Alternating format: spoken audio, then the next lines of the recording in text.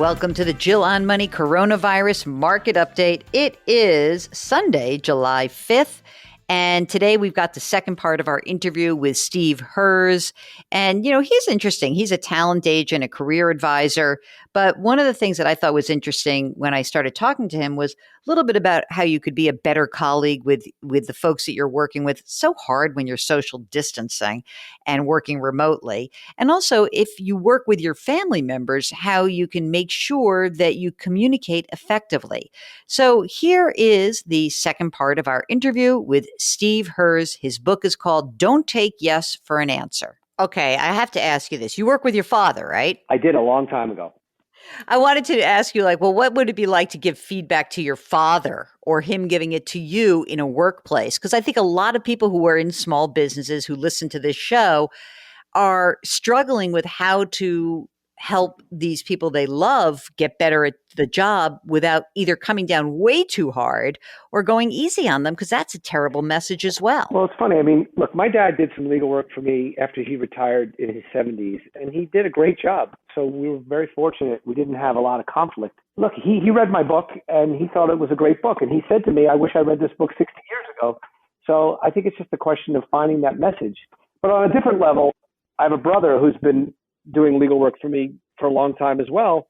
And we've had some pretty good arguments over the years. And I think if there's just a trust and a respect with each other, then it works. At the bottom of it is, my wife always says it to me, I'm a great communicator in my business and a terrible communicator at home. And I think she's right. I need to read this book for my personal life, more than anyone probably, because I get too emotional about it. And I have a harder time applying these principles with my children and her than I do with people at work. It's interesting that you say that. I think that there are a lot of people who struggle with that they can be better colleagues, better bosses, better employees. And when they get home, they just don't have anything left in the tank. I totally understand that. I think that that's a very common thing. Let's get back to kind of where we are right now. So when you look at the world, I know that crazy time, pandemic looms large. What is it that you want to communicate to people about communicating in this time? What is it that, you cannot look, I'm a huggy person. Mark laughs. Like someone would, if you walked in the studio, I'd probably hug you. And, 6 months ago, I probably would have hugged you when you walked in. And so it's very hard for me, sort of like in light of Me Too and now the virus, I feel like physical touch is a part of me. How do I replace that? How do I kind of channel that energy in a positive way? I think when you talk to people, you communicate warmth. I think it's just reaching out and honestly being interested in another person, taking somebody off guard. Like, let's say Mark, for example, your producer, maybe you haven't seen him in a while, just picking up the phone and surprising him with a conversation that has nothing to do with work. Hey, Mark, I just wanted to call for a minute. Nothing to do with our schedule this week. Just checking in to see how you're doing. I know it's been difficult. I think people love hearing that. That's a level of warmth that is, something I talk about a lot in the book. If you just, the little things about showing someone you're interested in them, whether it's in a conversation by asking a follow-up question, really being interested in something that they're interested in, or just asking about them. And look, nothing's going to replace a hug or a touch, but you do the best you can. Control what you can control. It sounds so trite, but you, within the realm of the limitations of our lives right now, there are still a lot of people are doing great at communicating, and they're doing great at keeping in touch, and they're really not losing at all the closeness of the bonds of the relationships they have. And there are a lot of people that aren't. And so I still think it's possible to be very successful even within those limitations. When we're covered up, it makes communicating even more difficult. So in a weird way, I feel like I'm turning into my mother, because it's like, I want to lay eyes on you, or I want to hear your voice, as opposed to don't text me. I want to actually hear the inflection in your voice. And I get that. I think that it's really interesting to be in this environment and trying to really access what somebody is saying and listen so attentively and try to hear between the words. I always say to people, just give some space. It's okay. You don't have to jump on top of somebody else. I think that the most common refrain that I hear about people who are on these Zoom calls for work, it's like, mute yourself and stop stepping on each other.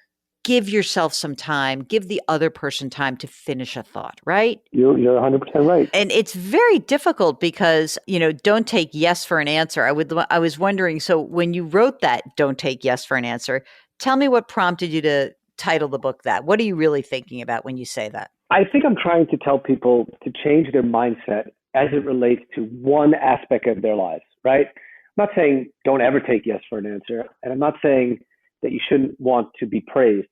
But what I am saying is that in one part of your life, which is in terms of where are you in the world right now versus where you want to be, and if you're exactly where you want to be, then don't read the book. It's not for you.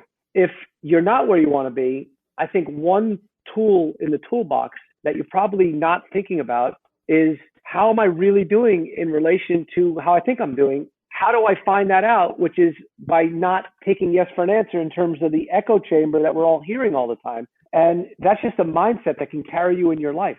So once you have that mindset down and you've had this shift in your thinking about yourself and about praise, you now see praise as maybe not so valuable. And you see the absence of criticism as maybe quite harmful. And when you get that constructive criticism, going back to Joe, the guy in your office, he's going to be so appreciative of what you've done for him and wanting it so much that he actually has a mindset that's now going to be opening up to being better. And then the second reason I wrote the book, in addition to why I called it Don't Take Yes, is the next tool in the toolbox is, how am I really coming across with other people? And that's where the book gets very prescriptive about awe, and it's really easy to make some significant improvement for anybody, I think, if you read the book and you apply the tools that are in there. All right, let's do your top three. Three top things that are nuggets that you can give to our listeners. So number one is the data on the 85-15 rule, is that only 15% of your success is correlated and causally related to how good you are at the technical part of your job. Only 15. It's crazy to me how low that is. That's number one. Second, and dovetailing off that, is a really interesting statistic that Google hires people to be software engineers, and they hire based on 8 criteria. And of the 8 criteria they hire on, one of them is software engineering skills. But they rank that 8th among 8. And they rank all the soft skills above the hard skill computer programming expertise, right? And then I'd say the third thing is that when we go to kindergarten, we get graded and get some metrics around how are we in terms of all these soft skill qualities. Jill does well with others. Jill plays blocks well with others. Jill smiles at people. Jill is warm and friendly to have in class. Jill's a pleasure. All those things you get on your report card in nursery school and kindergarten. And then they disappear. From first grade on, everything is about the hard skills. And so this book hopefully will help you catch up from everything that you forgot to put metrics around from kindergarten. That's excellent. Well, I know that it probably might surprise you with my charming interaction with you, but of course I was a pain in the ass in kindergarten, like many aggressive girls who were told that I talked too much and that I was called aggressive because I played sports. And in gym class, I played with the boys and I was known to be aggressive, and I took that as a badge of honor. Also, one other little known fact about me, got kicked out of the Brownies also for being too aggressive. What are you going to do? Steve Herz, thank you so much. He is the author of Don't Take Yes for an Answer, Using Authority, Warmth, and Energy, awe, get it, AWE, to get exceptional results. Remember, if you've got a financial question or a career question or something going on that has sort of a dollar sign attached to it, send us an email. Ask Jill at jillonmoney.com. Always go to our website, jillonmoney.com. We've got a contact button. It's in the upper right-hand corner. We would so appreciate it if you would pass along this podcast to anyone who you think could benefit from it. And if you would leave us a rating or a review, that really does help us out. I don't know why, but Mark says it does. Remember to wash your hands and wear your masks and maintain that physical distancing and do something nice for somebody else today. We'll talk to you tomorrow.